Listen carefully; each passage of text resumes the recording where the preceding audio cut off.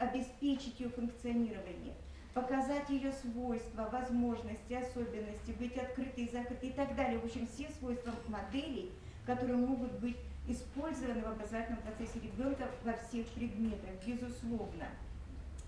Дальше, активнее вот я бы посоветовала включать в решение, в использование вот этих всех средств для решения коммуникативных проблем, для решения организации, как мы говорим, взаимодействия, сотрудничества, взаимопомощи, выстраивая весь этот процесс вот в этой системе работы.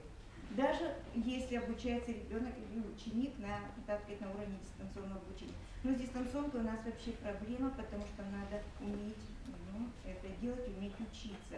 К сожалению, у нас, вот если мы проведем сейчас срез такой, по тем детям, которые заканчивают школу, мы можем зафиксировать очень печальный результат, на который нас выводит и которому очень продуктивно способствует ЕГЭ. У нас главное сдать, а не главное знать. И вот эта вот проблема, которая у нас сейчас в школе встала, которая высвечена была сейчас на конкурсе учителями, переживающими за тот результат, который у нас идет. У нас идет очень интенсивная в разных, как мы говорим, тестовый контроль, еще что-то, подготовка к чему? К ЕГЭ. У нас главное получается сдать. Как нам с первого класса переориентировать человека? Переориентировать родителей на то, чтобы нам важно, чтобы ты что? Знал и умел. Вот чтобы ты по этим двум лесенкам поднимался, а потом был способен это делать. Еще что? Что очень трудно? Очень плохо используется для, ну я не знаю, ведь есть же из программы, системы, и мы снова считаем в уме на уроках. Даже физики. Я не хочу убежать уже всех остальных. Мы не умеем пользоваться теми программами, которые ускорят, повысят, как мы говорим, продуктивность обработки технической или специфической, математической. Это очень интересно было. Причем учителей математики, физики и так далее. Я не знаю, как это. Даже не обращаемся к этому, к самым простейшим вещам. Дальше, что еще бы хотелось увидеть на занятиях со студентом? Это вот то, что не делаем постфактум, по сбору информации, это те вещи, которые связаны с логическим преобразованием информации, представленной в видеомодели.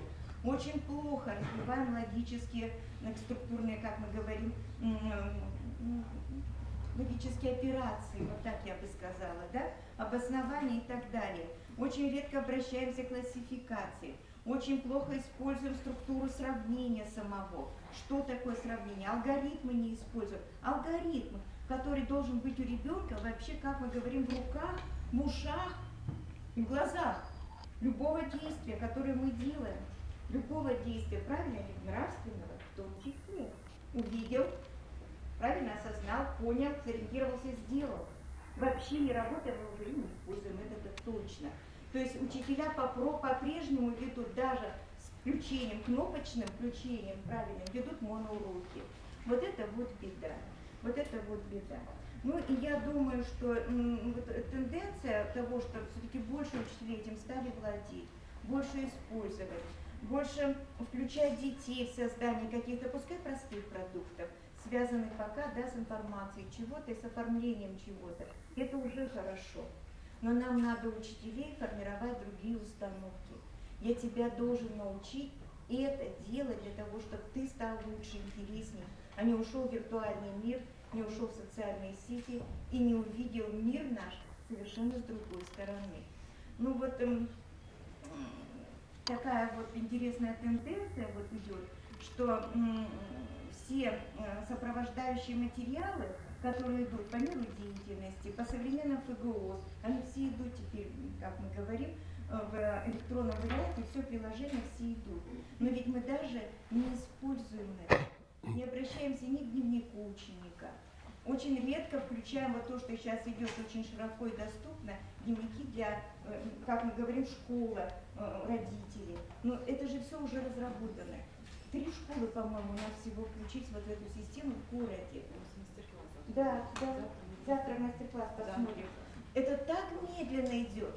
Кто сопротивляется? Учителя, администрация, родители. Я не думаю, что родители. И я не думаю, что оснащение школ такое уже примитивное. Потому что по ФГОСу учителя получены, ну, я хожу по всем первым классам, да, эти висят, все, что положено, вывешено. Поэтому давайте уже как-то научим учителя работать с этим грамотно и работать на ребенка, а не на только оформление того, что какой ты умный, красивый, все ты можешь сделать.